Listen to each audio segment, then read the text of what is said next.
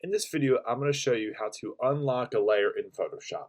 So anytime you make a new file of whatever it may be, the first the first layer is always locked.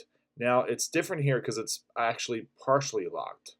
So you can still edit it, you can still do things to it, you can still just delete it, it's no big deal.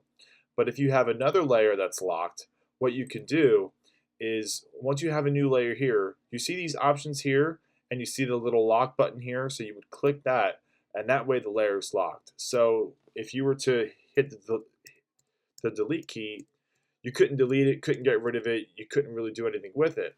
But if you were to unlock the actual layer and then hit delete, you would be able to delete whatever that layer is.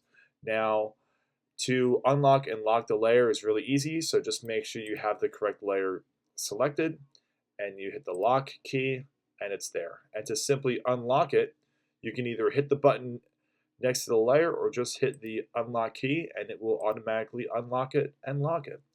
So that's how you would unlock a layer in Photoshop. Hope this helps and we'll see you next time.